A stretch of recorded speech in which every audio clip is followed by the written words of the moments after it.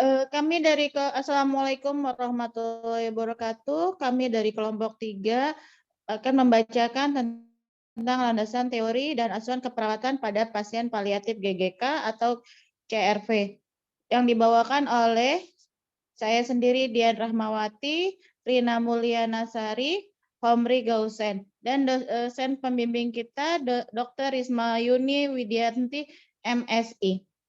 Untuk landasan teori akan dibacakan oleh Karina.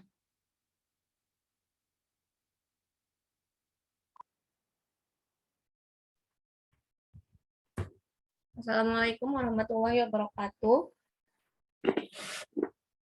Landasan teori.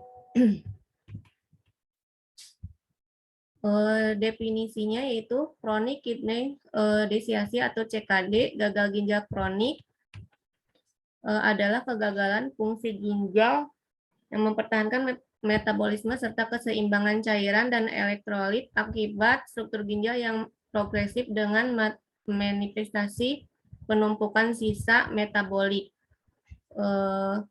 ke dalam darah Mutakin 2012-166. Lanjut, gagal ginjal kronik atau CRF adalah kerusakan ginjal progresif yang berakibat fatal dan ditandai dengan uremia, urea, dan limbah nitrogen lainnya yang beredar dalam darah serta komplikasinya jika tidak dilakukan dialisis atau transplantasi ginjal. Nur Salam 2009-47.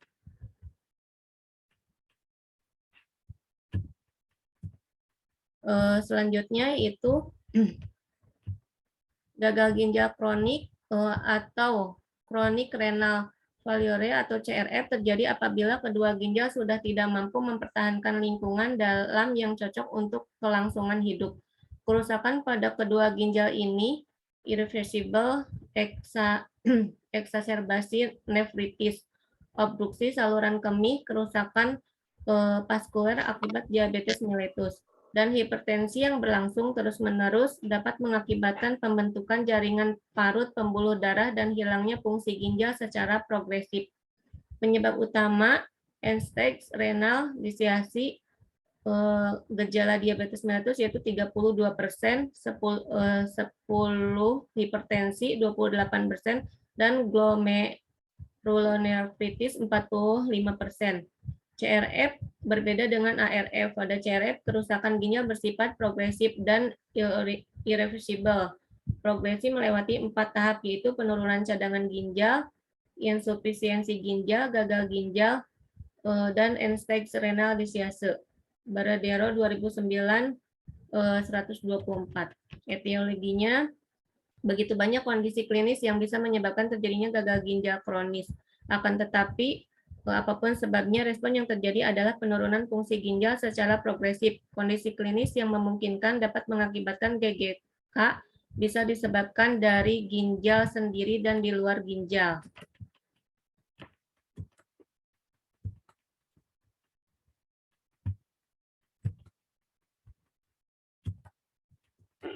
Selanjutnya yaitu penyakit dari ginjal, penyakit pada saringan, infeksi kuman, batu ginjal, kista di ginjal, trauma langsung pada ginjal, atau keganasan pada ginjal, sumbatan batu tumor, atau penyempitan struktur. Yang kedua yaitu penyakit umumnya di luar ginjal, penyakit sistemik, bisa terjadi diabetes mellitus, hipertensi, kolesterol tinggi. Yang selanjutnya itu dislipidemia, SLE, infeksi di badan, TBC paru, sipilis, malaria, hepatitis. Yang terakhir yaitu preeklamsi, obat-obatan, kehilangan banyak cairan yang mendadak, luka bakar. Klasifikasinya yaitu pembagian stadium gagal ginjal kronik menurut Smeltzer dan Bart 2006 adalah stadium 1. Stadium 1 ini disebut dengan penurunan cadangan ginjal. Stadium 2 yaitu stadium 2 disebut dengan insufiensi ginjal. Yang terakhir yaitu stadium 3, stadium ini disebut gagal ginjal tahap akhir atau uremia. Dan ada kadar kreatinin mungkin sebesar 5-10 mili atau menit atau kurang. Terus penderita biasanya menjadi oliguri atau pengeluaran kemih kurang dari 500 per hari karena kegagalan glomerulus meskipun proses penyakit mula menyerang tubulus ginjal. Kompleks perubahan biokimia dan gejala-gejala sindrom uremik mempengaruhi setiap sistem dalam tubuh dengan pengobatan dalam bentuk transplantasi ginjal atau dialisis. Manifestasi klinis di sini yaitu tanda dan gejala klinis pada gagal ginjal kronis dikarenakan gangguan yang bersifat sistemik. Ginjal sebagai organ koordinasi dalam peran sirkulasi memiliki fungsi yang banyak, sehingga kerusakan kronis secara fisiologis ginjal akan mengakibatkan gangguan keseimbangan sirkulasi dan vasomotor. Berikut ini adalah tanda dan gejala ditunjukkan oleh gagal ginjal kronis, yaitu ginjal dan gastrointestinal, kardiovaskuler, respiratory system, gastrointestinal, integumen, neurologis, endokrin, hematopoietik, dan muskuloskeletal. Patofisiologinya secara ringkas, yaitu gagal ginjal kronis dimulai pada fase awal, keseimbangan cairan, penanganan garam, serta penimbangan zat-zat sisa masih bervariasi dan bergantung pada bagian ginjal yang sakit, sampai fungsi ginjal turun kurang dari 25% normal. Manifestasi klinis gagal ginjal kronik mungkin minimal karena nefron-nefron sisa yang sehat mengambil alih fungsi nefron yang rusak. Nefron yang tersisa 15 meningkatkan kecepatan filtrasi, reabsorpsi, dan sekresinya serta mengalami hipertrofi. Fatwanya mungkin bisa dilihat dari layar ini ya. Yang selanjutnya yaitu komplikasi penyakit gagal ginjal adalah suatu penyakit di mana fungsi organ ginjal mengakibatkan penurunan. Jika hal tersebut tidak segera mendapat penanganan yang tepat, maka ginjal tersebut tidak akan mampu melakukan penyaringan pembuangan elektrolit tubuh. Penyakit gagal ginjal berkembang secara perlahan ke arah yang semakin buruk, di mana ginjal tidak mampu lagi bekerja sebagaimana fungsi apabila ginjal kehilangan sebagian fungsinya. Yang selanjutnya itu pemeriksaan penunjang. Berikut ini adalah pemeriksaan penunjang yang dibutuhkan untuk menegakkan diagnosa gagal ginjal kronik, yaitu bisa dengan biokimiawi. Pemeriksaan utama dari analisa fungsi ginjal adalah urium dan kreatinin plasma. Yang selanjutnya yaitu dari urinalisis. Urinalisis yang dilakukan untuk menapis ada atau tidaknya infeksi pada ginjal atau tidaknya perdarahan aktif akibat inflamasi pada jaringan parenkim ginjal. Yang selanjutnya itu ultrasonografi ginjal. Yang ke-9 yaitu penalaksanaan. Mengingatkan fungsi ginjal yang rusak sangat sulit untuk melakukan pengembalian, maka tujuan dari penatalaksanaan klien gagal ginjal kronik adalah untuk mengoptimalkan fungsi ginjal yang ada dan mempertahankan keseimbangan secara maksimal untuk memperpanjang harapan hidup klien. Sebagai penyakit yang kompleks, gagal ginjal kronis membutuhkan penatalaksanaan terpadu dan serius sehingga akan meminimalisirkan kompleks dan meningkatkan harapan hidup klien. Yang selanjutnya, asuhan keperawatan gagal ginjal kronik nanti akan dipresentasikan oleh Kak Dian.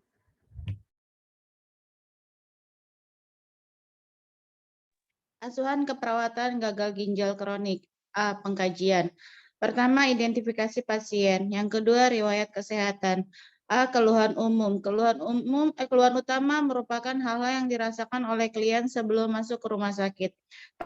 Pada pasien gagal ginjal kronik biasanya didapatkan keluhan yang bervariasi, mulai dari urin yang keluar sedikit sampai tidak dapat BAK, gelisah sampai penurunan kesadaran, tidak selera makan atau anoreksia, mual, muntah, mulut terasa kering, rasa lelah, nafas bau atau urium, dan gatal pada kulit. Menurut Mutakin tahun 2011. B. Riwayat penyakit sekarang. Biasanya klien mengalami penurunan frekuensi urin, penurunan kesadaran, perubahan pola nafas, kelemahan fisik, adanya perubahan kulit, adanya nafas berbau amoniak, rasa sakit kepala, nyeri panggul, penglihatan kabur, perasaan tidak berdaya, dan perubahan pemenuhan nutrisi menurut Mutakin tahun 2011.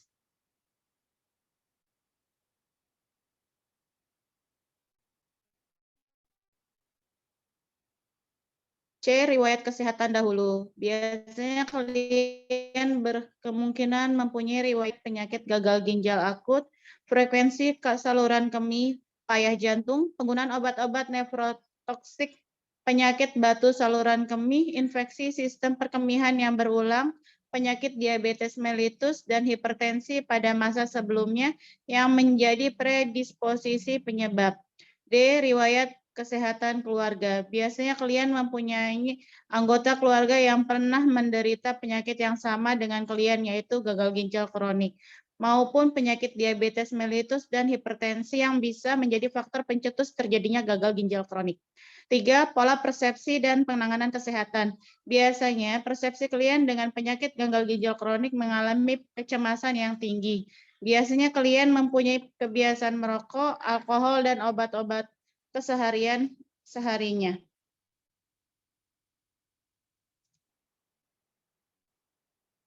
4. Pola nutrisi atau metabolis.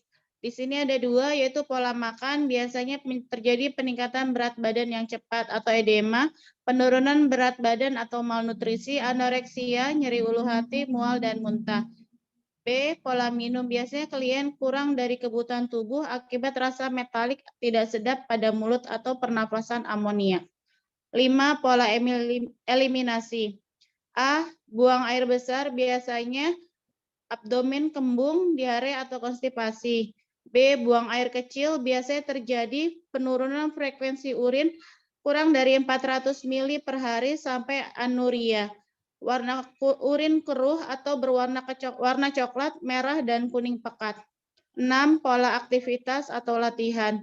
Biasanya kemampuan perawatan diri dan kebersihan diri terganggu dan biasanya membutuhkan pertolongan atau bantuan orang lain. Contohnya tidak mampu bekerja dan mempertahankan fungsi peran dalam keluarga. 7. Pola istirahat tidur. Biasanya kalian mengalami gangguan tidur, gelisah karena adanya nyeri panggul, sakit kepala, dan kram otot kaki. Biasanya memburuk pada malam hari. 8. Pola kognitif persepsi. Biasanya pada pasien penyakit ginjal kronik ini pada tingkat ansietas sedang sampai berat. 9. Pola peran hubungan. Klien tidak bisa menjalankan peran atau tugasnya sehari-hari karena perawatan yang lama. 10. Pola seksualitas atau reproduksi. Biasanya terdapat masalah seksual berhubungan dengan penyakit yang dideritanya. 11. Pola persepsi diri atau konsep diri. A. Body image atau gambaran diri. Biasanya mengalami perubahan ukuran fisik, fungsi alat tubuh terganggu, keluhan karena kondisi tubuh. B. Role atau brand. Biasanya mengalami perubahan peran karena penyakit yang dideritanya. C. Identity atau identitas diri. Biasanya mengalami kurang percaya diri karena merasa terkekang dan tidak mampu menerima perubahan. D. Self-esteem atau harga diri. Biasanya mengalami rasa bersalah, menyangkal kepuasan diri, mengecilkan diri. E. Self-ideal atau ideal diri. Biasanya mengalami masa depan suram, terserah pada nasib, merasa tidak memiliki kemampuan harapan, dan merasa tidak berdaya.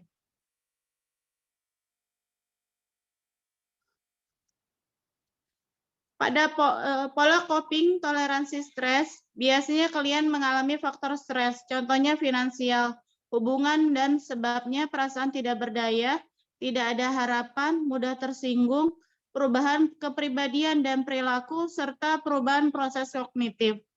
13. Pola keyakinan nilai. Biasanya terjadi gangguan pada pola tata nilai dan kepercayaan. 14. Pemeriksaan fisik terdiri dari keadaan umum dan tanda-tanda vital, pemeriksaan dari kepala sampai dengan kaki. 15. Pemeriksaan penunjang, ini biasanya di pemeriksaan urin, pemeriksaan darah, USG ginjal, pielogram retrograde, endoskopi ginjal, terakhir EKG. Diagnosa keperawatan yang terjadi pada pasien ini, 1. Pola napas tidak efektif berhubungan dengan hambatan upaya napas atau edema. 2. Hipervolemia berhubungan dengan gangguan mekanisme regulasi atau gagal ginjal kronik. 3. Resiko perfusi renal tidak efektif berhubungan dengan disfungsi ginjal. 4. Defisit nutrisi berhubungan dengan ketidakmampuan mencerna makanan. 5. Gangguan integritas kulit berhubungan dengan kelebihan volume cairan dan efek samping terapi. 6. Intoleransi aktivitas berhubungan dengan kelemahan. C. Intervensi keperawatan. 1. Pola nafas tidak efektif. Kriteria hasilnya, pola nafas. Tujuannya, setelah dilakukan tindakan keperawatan 3 kali 24 jam, inspirasi dan ekspirasi yang tidak memberikan ventilasi adekuat membaik. Pemantauan respirasi, observasi, monitor pola nafas, monitor saturasi oksigen, monitor frekuensi, irama kedalaman dan upaya napas, monitor adanya sumbatan jalan napas.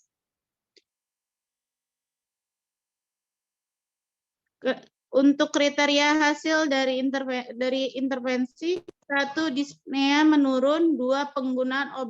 Penggunaan otot bantu nafas menurun, 3. Frekuensi nafas membaik, 4. Kedalaman nafas membaik. Untuk intervensi terapeutiknya, atur interval pemantauan respirasi sesuai kondisi pasien. Edukasi, jelaskan tujuan dan prosedur pemantauan. Informasikan hasil pemantauan jika perlu. Terapi oksigen, observasi, monitor kecepatan aliran oksigen, monitor posisi alat terapi oksigen, monitor tanda-tanda hipoventilasi, monitor integritas mukosa hidung akibat pemasangan oksigen. Terapeutik, bersihkan sekret pada mulut, hidung, dan takrea jika perlu. Pertahankan kepatenan jalan nafas. Edukasi, ajarkan keluarga cara menggunakan O2 di rumah. Kolaborasi penentuan dosis oksigen. Diagnosa kedua, hipervolemia. Kriteria hasilnya keseimbangan cairan. Tujuan, setelah dilakukan tindakan keperawatan 3 kali 24 jam, diharapkan keseimbangan cairan meningkat. Dengan kriteria hasil asupan cairan meningkat, haluan urin meningkat, edema menurun, asites menurun. Manajemen hipervolemia. Observasi, periksa tanda dan gejala hipervolemia, identifikasi penyebab hipovolemia, monitor status hemodinamik, intake dan output cairan, monitor tanda-tanda hemokonsentrasi. Terapeutik, timbang berat badan setiap hari pada waktu yang sama, batasi asupan cairan dan garam. Edukasi, anjurkan melapor jika berat badan bertambah lebih dari 1 kilo dalam sehari.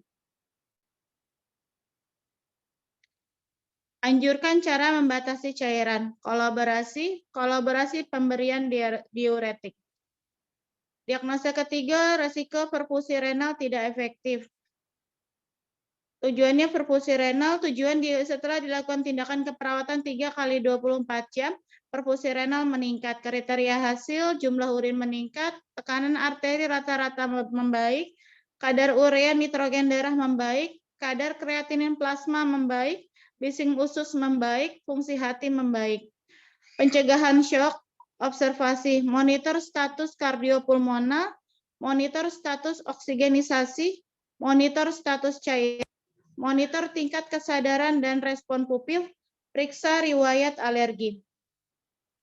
Terapeutik, berikan oksigen untuk mempertahankan saturasi oksigen lebih dari 94%, persiapan intubasi dan ventilasi mekanik jika perlu. Pasang jalur IV jika perlu, pasang kateter urin untuk menilai produksi urin, lakukan skin test untuk mencegah alergi. Edukasi, jelaskan penyebab atau faktor risiko shock, jelaskan tanda dan gejala awal shock, anjurkan melapor jika menemukan atau merasakan tanda dan gejala shock, anjurkan memperbanyak asupan cairan oral, Anjurkan menghindari alergen. Kolaborasi pemberian IV jika perlu, kolaborasi pemberian transfusi darah jika perlu. Kolaborasi pemberian antiinflamasi jika perlu. Diagnosa keempat, defisit nutrisi. Status nutrisi. Tujuan setelah dilakukan tindakan keperawatan 3 kali 24 jam, status nutrisi terpenuhi. Kriteria hasil, 1. Porsi makan yang dihabiskan meningkat, 2. Berat badan atau IMT meningkat, 3. Frekuensi makan meningkat, 4. Nafsu makan meningkat, 5. Perasaan cepat kenyang meningkat. Manajemen nutrisi, observasi, identifikasi status nutrisi, identifikasi alergi dan intoleransi makanan, identifikasi perlunya penggunaan selang nasogastrik, monitor asupan makanan, monitor berat badan. Terapeutik, lakukan oral hygiene sebelum makan jika perlu. Sajikan makanan secara menarik dan suhu yang sesuai. Hentikan pemberian makanan melalui selang nasogastrik jika asupan oral dapat toleransi.